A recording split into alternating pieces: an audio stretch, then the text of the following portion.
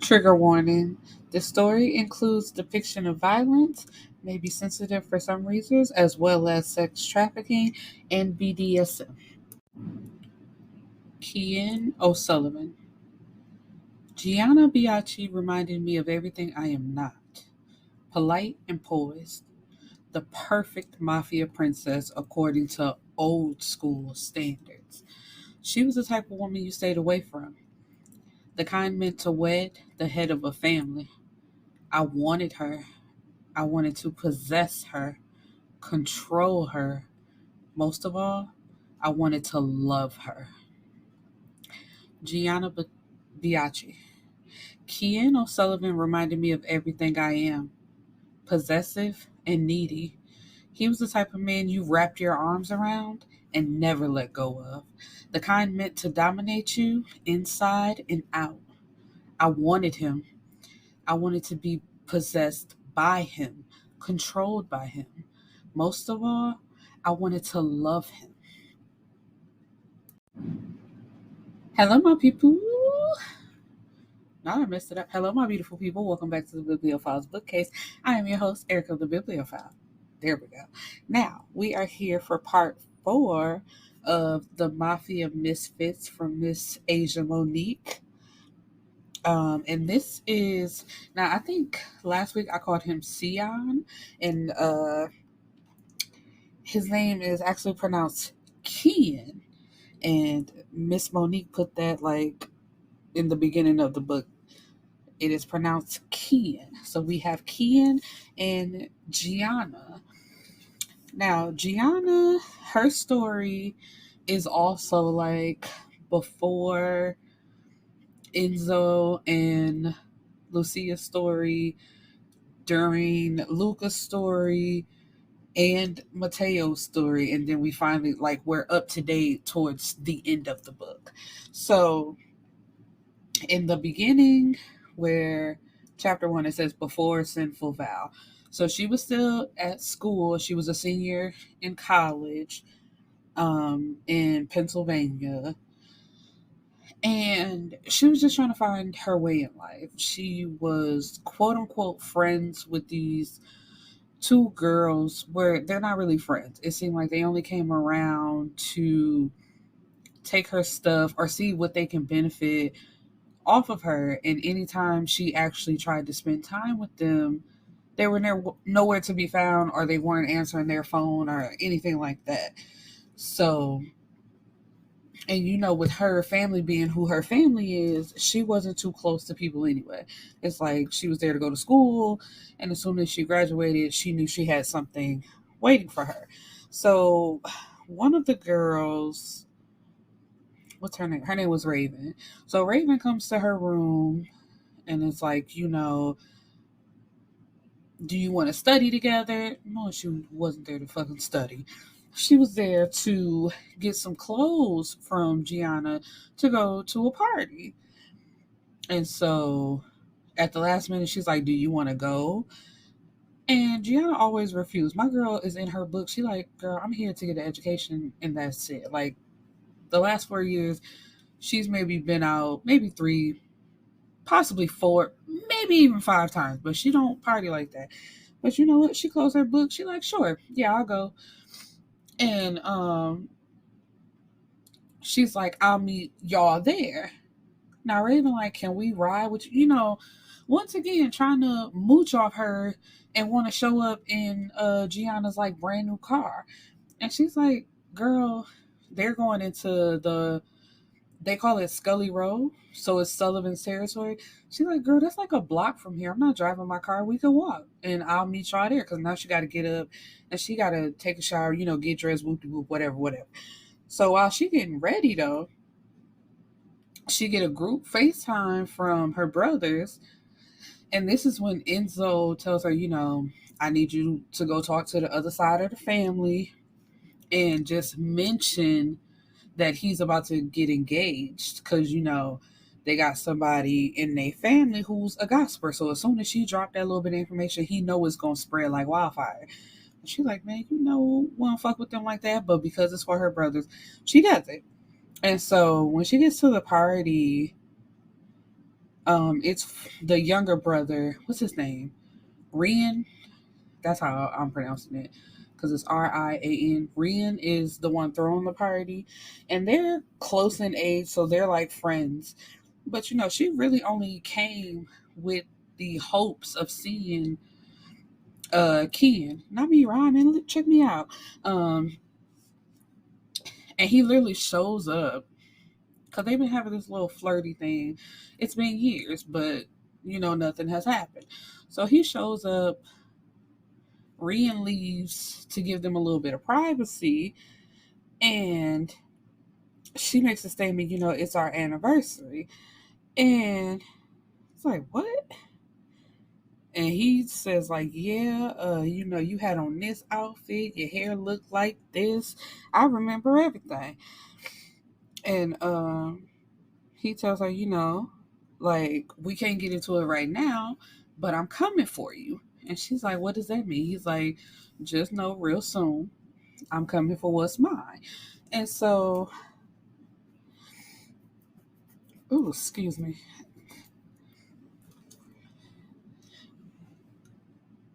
So with that, and he calls her, well, it's like an inner monologue.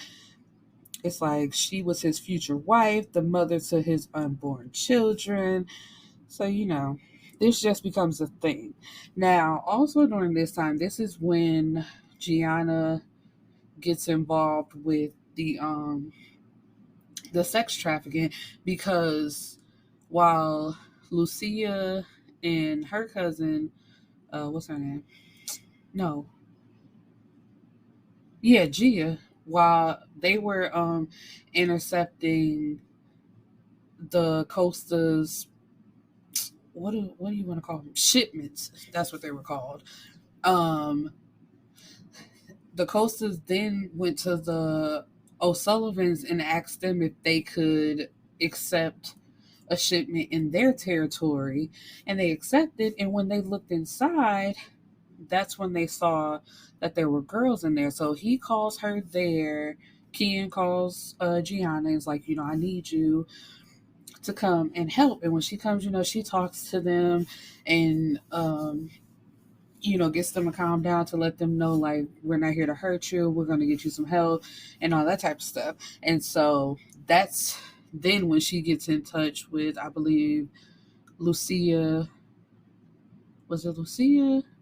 It was either Lucia, Violet, or Jess. It was one of them. I can't remember off the top of my head. But, they all start working together to get rid of them, because it's just like, come on, really? You're trafficking women? There's so many other things you could do.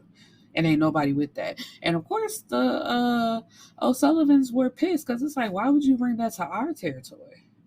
And so, um, Cian and Gianna, like, that brings them closer together, and they start talking. And this is when she's like, what do you actually do for your family? Because he works in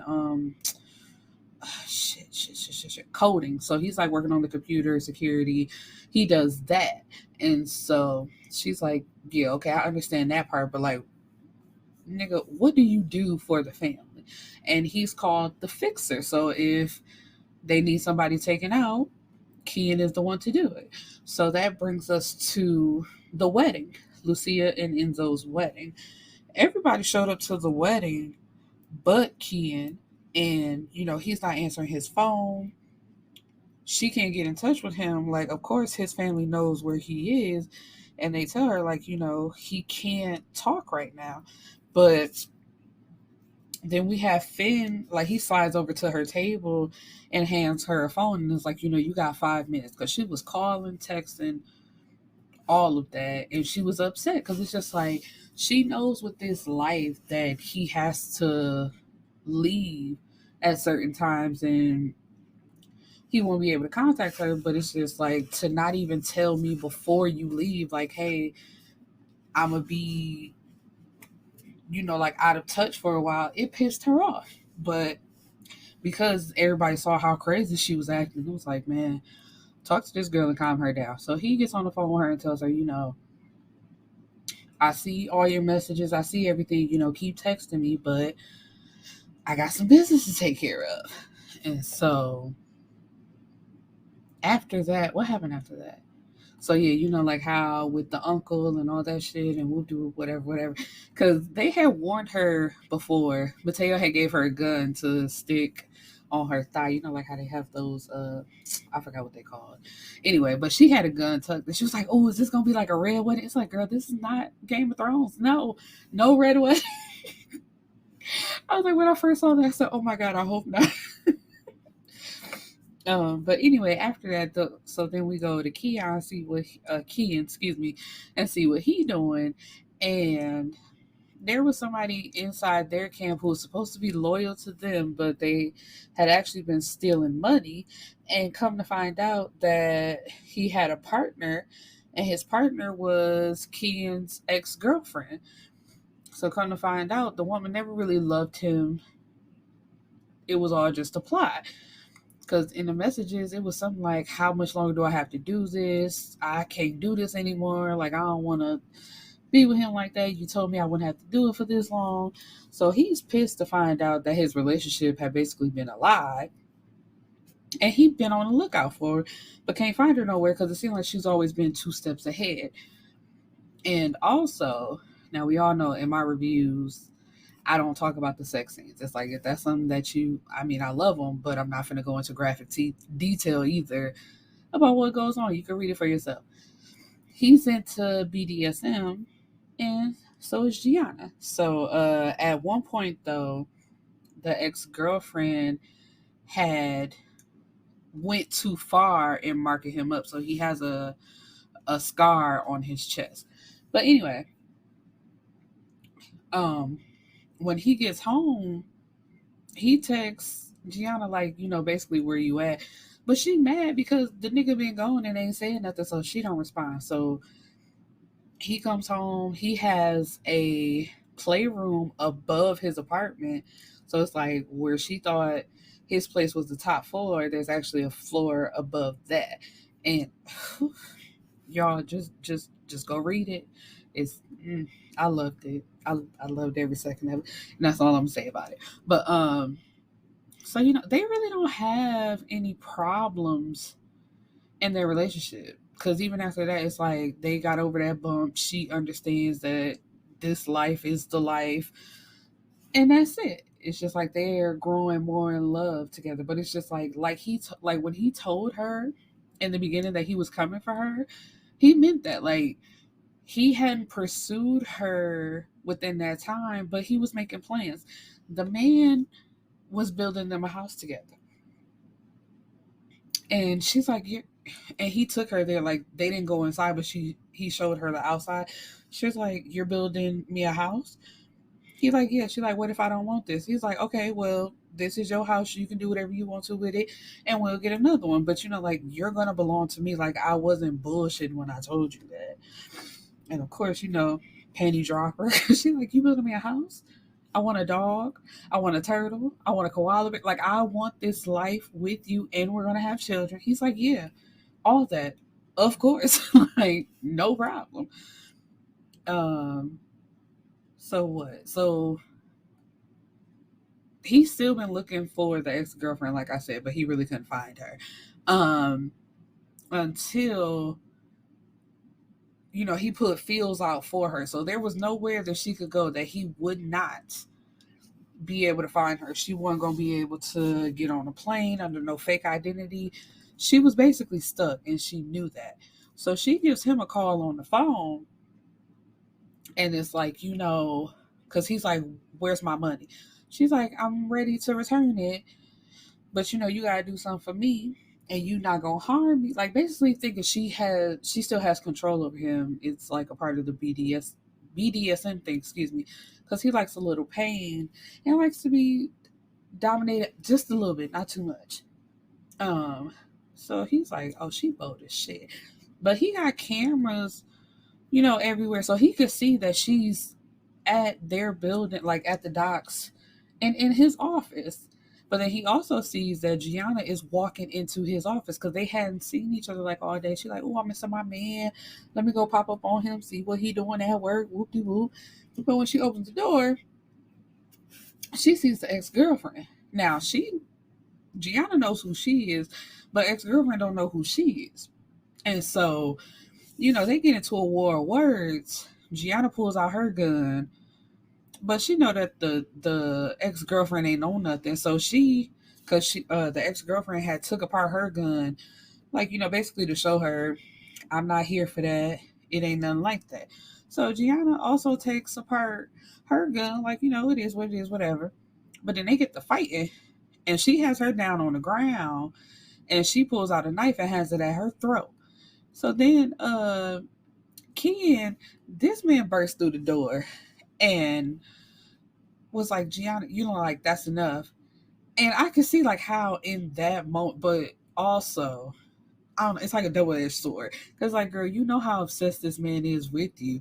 But also, when he's like, that's enough, she's like, you defending this bitch? He's like, no, of course not, but this is for me. For me to handle, excuse me. Like, you ain't got to get your hands dirty like this. So she looks down at her and then looks at him, and she slices old girl's neck from ear to ear and says, boom, there you go, handled it for you. And she walks out and leaves.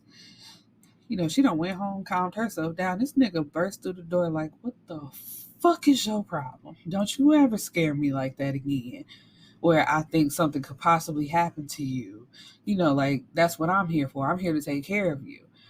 And she's like, I did you a favor. Like, you was looking for, I handled it. Boom, no problem. Which, I mean, it really was not a problem. Like, fuck her. So, um, in the end, they end up getting engaged, and he gifted her a dog, the dog that she wanted, and a turtle. And I thought it was so cute. I was like, he really brought her a turtle. Oh my god! And I was so happy. So yeah, that's basically it. Kian, Lord, I still Kian and Gianna. Their story was really sweet. It was, what am I trying to say? It was just like waiting until they were older, because I think what they're 3 years apart. Because I think he said he was 19 and she was, I don't know. I want to say 16, like 16, 19, or something, where it's not that big of an age gap. And it was just like, we was way too young trying to be forever at that point, but I was always watching you, looking at you, and I knew that you were my forever person, just not then and there. And I loved it. I was like, okay, cool. She got her man.